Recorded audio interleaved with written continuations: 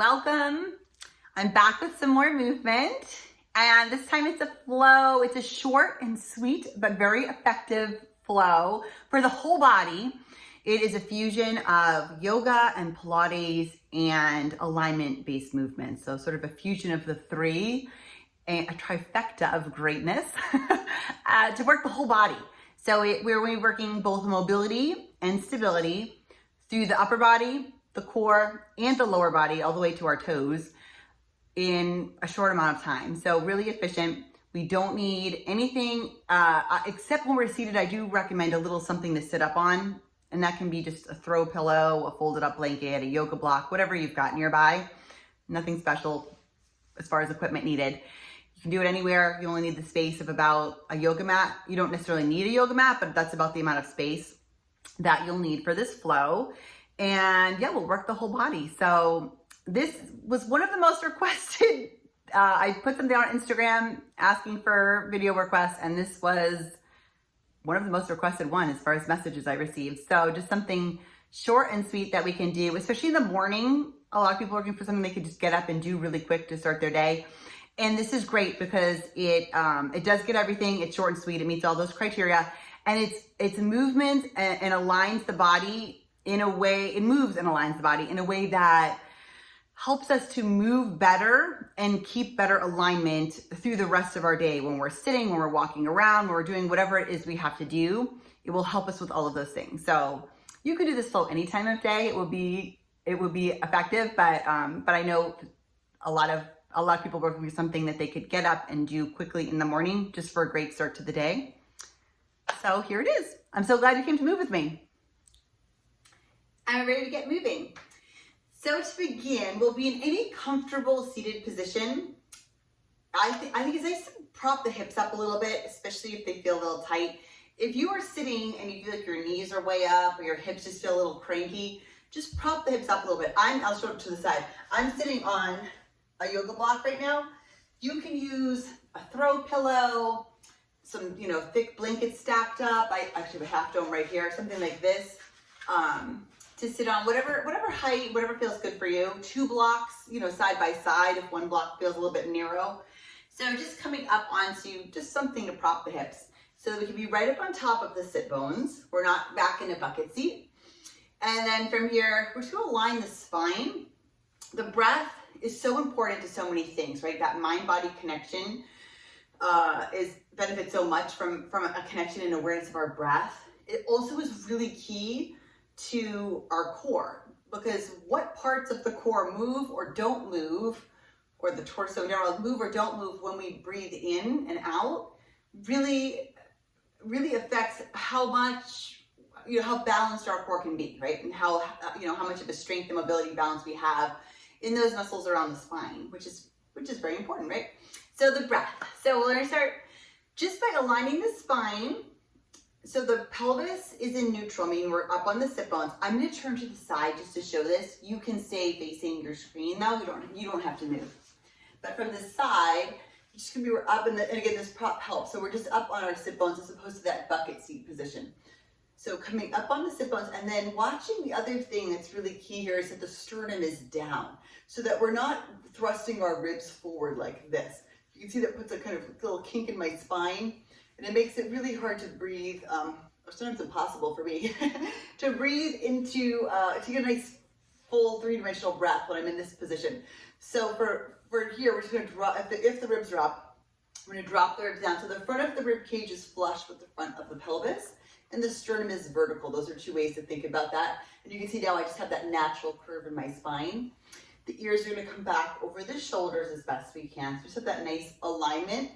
And then from here, let's think about really that breath. Just notice first, where is the breath going? What is moving when we breathe? Because breathing is a type of movement even, right? It doesn't always get the credit it deserves, but breathing is a big part of our movement, right? So as we breathe in, just notice what's moving. Are the shoulders lifting? Is the belly puffing out? And let's try to really get the ribs to move. So as we breathe in, maybe bring the hands around the ribs.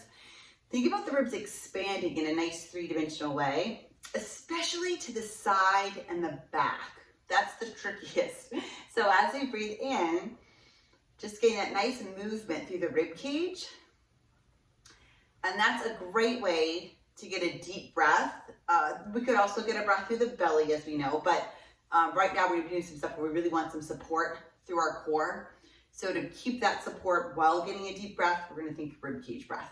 So as we breathe in, those ribs expand, and out they draw back in. So it's like the circumference of the rib cage. Almost think about it as getting bigger as we breathe in, and then a little smaller as we breathe out. Is a nice way to think about it. And then we have a nice connection. So between the hip bones, not that we're ripping up on the abs, so just kind of like a wrap, almost like a saran wrap. You can sort of wrap between the hip bones and the low abdominal. So that nice little back brace happening. Good. So we don't have too much tension anywhere or not enough tension. We just have that nice balance of support through the core and that ability to move at the same time and to get a nice healthy breath. So we're going to keep that with us the whole time.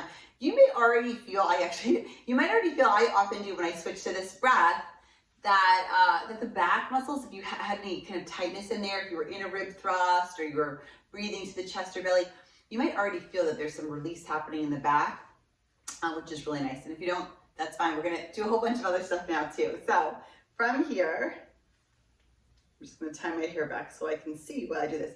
We're going to come into an all fours position. So for all fours, we'll have our wrists. I'll show this from both sides so you can kind of see the alignment both ways. But we'll have our wrists about under the shoulders, middle fingers pointing straight ahead. We're going to spread our fingers out and really try to press evenly through the hand. So imagine if we were on like wet sand on a beach. Wouldn't that be nice? Maybe you are. If you are, I'm jealous. But if we were on wet sand at a beach and we picked our hand up, you'd see a whole handprint. You wouldn't just see like parts of your hand, making the imprint, but the whole thing. And now from here, we're going to start again just in that neutral spine alignment that we just established from seated. And from here, we're going to bring the shoulder blades without shrugging the shoulders. We're going to bring our shoulder blades towards the spine with straight elbows. And then we're going to take them away from the spine with straight elbows. And we're just going to go back and forth here. I'm looking at the screen so you can hear me, but you can have your head down, looking down in neutral, or you can even hang your head if that feels okay. So keep that going, and then while you're doing this, I'm just going to talk a little bit more about alignment, because that's what I do. I can't resist. Thinking about, so we've got that nice alignment with the hands, the middle fingers are pointing straight ahead. See if you can get this little dimple in the front of your elbow to point straight ahead as well. And often our shoulders are tight, and that might seem like impossible, but you're just gonna get as close as you can. So maybe they're rolled in a bit and try to get them to open. So this little dimple on each elbow points forward the same direction as the middle fingers do. And that just helps with that alignment of how our arm bone is sitting in the shoulder in alignment. So we're just getting as best we can. So let's do 2 more rounds. So it's so nice for the core and the shoulder girdle and the spine. Little neck stretch here at the same time. And then we're going to stop where our shoulder blades are just sort of flush in the back of the ribs here. And if you haven't already, we're going to tuck our toes under.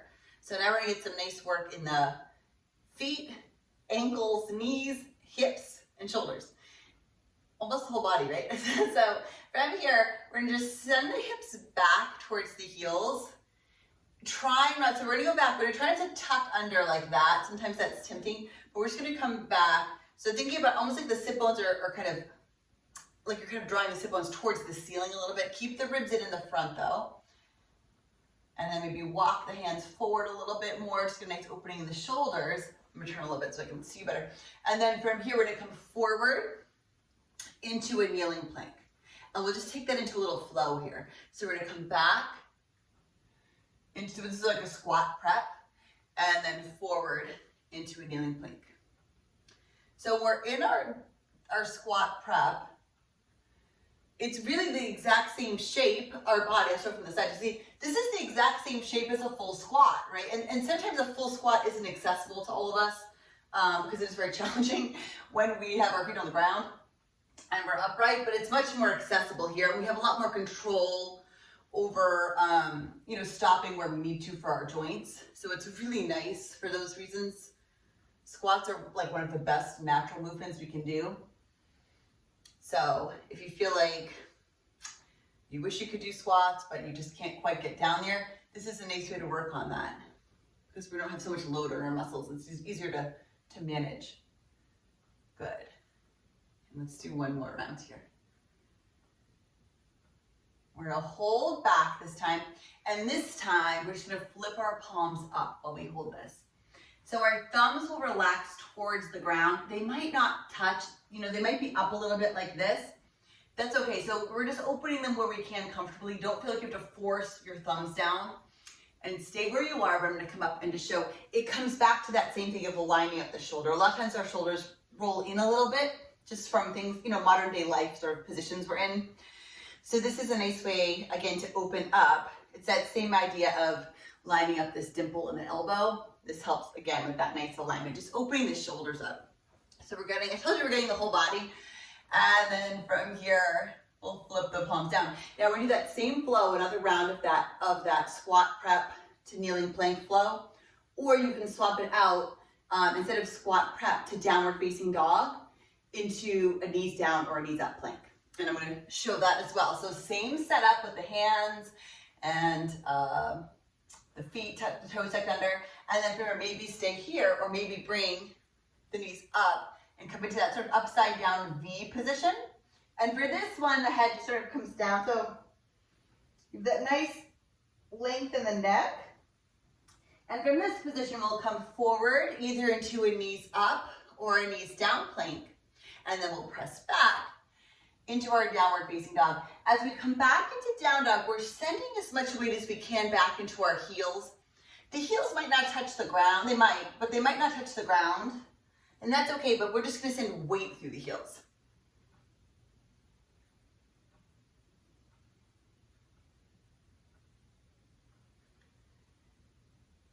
Good. And you can probably feel here how that three-dimensional breath, that rib cage breath, is really beneficial, because we can maintain that nice support from our core without sacrificing the breath. We can still get a nice deep breath, helping keep the back and the hips relaxed, but in keeping that nice support for our back. It's like the best of both worlds. So one more round here.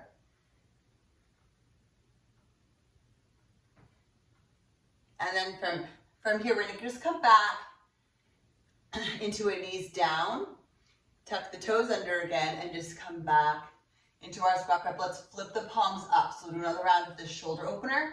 You can shift the hips side to side. If you have your prop nearby, if you have a yoga block or something, you can take that under your forehead if that feels comfortable, like this.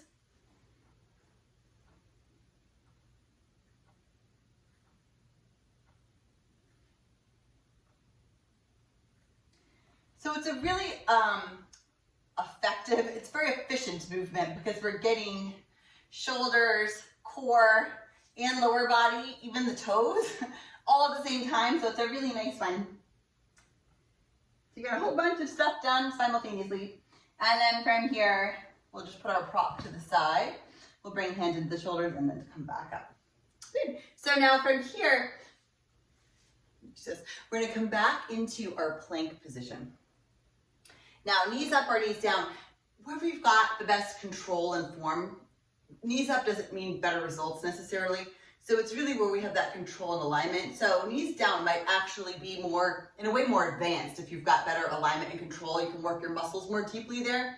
So same alignment as we've been working the whole time. And then maybe knees up. And then for this one, maybe say we are maybe coming into, this is called leg pull front. This is a Pilates exercise, which I love because it's really great for a gait pattern we're walking too. So from this position, we're gonna keep our hips square to the ground, maybe lift one leg up, rock back, rock forward, and place that foot down. Other leg up, rock back. We've got many levels, right? We could be holding a plank with knees up or knees down, or we could be moving our plank. Good. Let's do one more of these. Up, rock back, rock forward, and down. And now from here, we're gonna come all the way down, nice and controlled. Untuck the toes, and we'll get a little extension in the spine to work those good posture muscles. And this one, think about really weighting the pubic bone down so that we don't feel like we have too much pressure in the hip bones. So it should be hip bones and pubic bone pretty level. Almost like you're trying to tuck the tailbone a little bit so everything stays lengthened below the ribs in that low back area, so that shouldn't feel tense at all. We're gonna stack our hands under our forehead, keep the shoulders from shrugging, and let's just relax our forehead on our hands. We're gonna do a little tiny hover with that upper body. So back of the neck stays long, and just that little hover up, and then back down. And again, we're still keeping that nice three-dimensional breath. Let's do it again. So we'll come up, and back down. Let's do one more. Like we'll never slouch again. So shoulders are relaxing away from the ears, and up, and back down. Good. Nice. From here, let's bring the hands under the shoulders. Let's just come back into our squat prep one more time. Maybe flipping those palms up. It might feel easier already to open the shoulders. And then we'll bring hands under the shoulders. We'll slowly just roll that spine up. Good. And then from here, let's come back just as we began. Seated nice and tall. And this time just adding on with our breath, just as we began, but adding a little more to it. So we have that nice alignment, that nice three-dimensional breath. And then from here, let's just take our left arm. We'll just bring it up and over without shrugging the shoulder, keeping that left sit bone down. And then we'll come back up, and then other side over. So we have a nice lateral flexion in the spine. And back up. Well, let's just go side to side a few times with the breath. We're just going to inhale over, exhale up, inhale over, exhale up. Good. Inhale over. Exhale. It's like a little short, simple flow, but it really gets the whole body.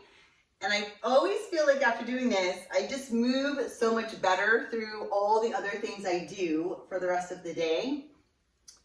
So it is a small but mighty flow here. The compound effect, I think, of any movement is so much bigger when it also helps us with all the other moves we do, throughout the day. And this is definitely one of those. Last one. And back up. Good. And we're all done. So we did it.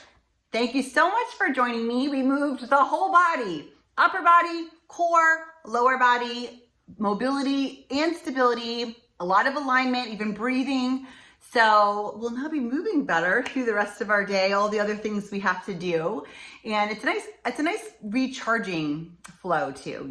It's nice to finish something and not feel depleted, like we can't do anything, but to really feel recharged, that we'll be all the better, moving better and feeling better in all the other things we have to do. So thank you so much for joining me, and I look forward to moving with you again soon. Thanks so much.